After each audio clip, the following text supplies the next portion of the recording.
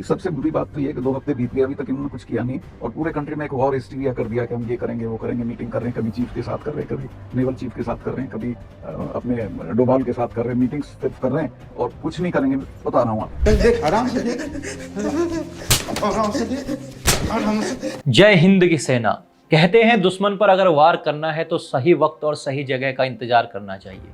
यही कर दिखाया एक बार फिर भारतीय सेना ने। भारतीय सेना ने पाकिस्तान और पीओके में बड़ी कार्रवाई को अंजाम दिया है। इसमें 9 ठिकानों पर एयर स्ट्राइक की गई है। ये हमला वैसे तो पाकिस्तान में बैठे आतंकवादियों पर था, लेकिन इससे जवाब भारत में बैठे उन लोगों को भी मिल गया है जो बार बार सवाल खड़े कर रहे थे कि हमला कब किया जाएगा, पीएम मोदी बदला नहीं ले रहे हैं और ना जाने क्या क्या। ऐसे ही एक व्यक्ति हैं सत्यपाल मलिक। अपनी वाणी और कर्मों से ये सत्यपाल अधिक लगते हैं। बाकी दिन गायब रहने वाले सत्यपाल मलिक तभी प्रकट होते हैं जब देश में ऐसी विपरीत परिस्थितियां आए, और करते क्या हैं, पीएम मोदी के विरोध में देश के खिलाफ जहर उगलते हैं। नरेंद्र मोदी बेशर्म और डरपोक हैं, इनमें हिम्मत नहीं है, कुछ नहीं कर सकते। अब क्या हुआ, कहां छुप गए? दरअसल कल हुए ऑपरेशन में सेना को सत्यपाल मलिक को अपने साथ ले जाना चाहिए था। ऐसे ही कांग्रेस की मीडिया हेड सुप्रिया श्रीनेत ने एक 14 दिन वाली टूल किट भी जारी की थी, जिसमें ट्वीट किया जा रहा था कि आतंकी हमले के 14 दिन बाद आज शहीदों के परिवार न्याय मांग रहे हैं, देश तगड़ा जवाब मांग रहा है। अब इसी टूल किट को फॉलो करते हुए सुप्रिया श्रीनेत के व्हाट्सएप ग्रुप के साथी, जो अपने बायो में बाकायदा पत्रकार लिखते हैं, वो रणविजय सिंह भी यही लाइन दोहरा रहे थे। आज 14 दिन हो गए हमारे लोगों को धर्म पूछकर मारने वाला एक भी आतंकी नहीं मारा गया है।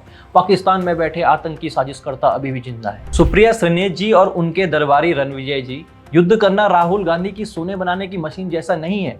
ये अब आपको समझ जाना चाहिए कि यहाँ से आलू डालो, वहां से सोना निकालो। उन पत्तलकारों के गैंग को भी अब समझ लेना चाहिए, जिसमें रवीश कुमार, राजदीप जैसे लोग भी हैं, जो रोज पूछ रहे थे कि भारत का जवाब कहाँ है, भारत को जवाब ये देना चाहिए। बड़ी बड़ी वीडियोस बना के विश्लेषण किया जा रहा था कि पीएम मोदी कैसे कमजोर नेतृत्व है। यहाँ तक कि भारत सरकार का मजाक बनाने के लिए सोशल मीडिया पर कांग्रेसियों को इंदिरा गांधी याद आ रही थी। लिखा जा रहा था कि बिना मॉक ड्रिल्स करवाए पाकिस्तान के 2 टुकड़े कर दिए। कई लोग इंदिरा गांधी के भाषणों को ट्वीट कर रहे थे कि देखो आज कुछ नहीं हो पा रहा है। और ऐसा सिर्फ मोदी विरोधी नहीं, बल्कि कुछ घनघोर प्रकार के भाजपा समर्थक भी सवाल उठा रहे थे।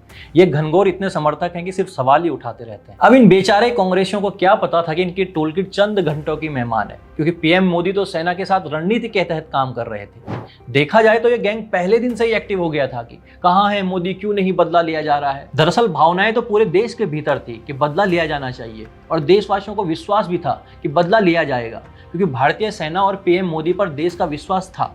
लेकिन ये गैंग ऐसे काम कर रही थी मानो पाकिस्तान की तरफ से बैटिंग की जा रही हो। युद्ध कोई 1-2 दिन का खेल नहीं है कि बटन दबाए और मामला खत्म।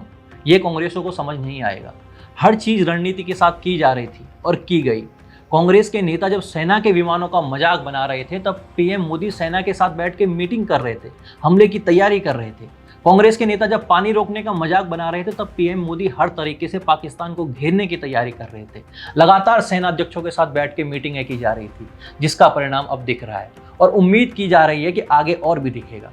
कहना बस यही है कि सवाल उठाने से पहले थोड़ा ठंडा पानी पिएं, दिमाग को आराम दें और स्वयं से पूछें कि जो आप लिख रहे हो, बोल रहे हो, उसका भविष्य में क्या परिणाम हो सकता है, खासकर युद्ध के क्षेत्र में, जहां आज के भारत पर संदेह नहीं किया जा सकता है। जय हिंद।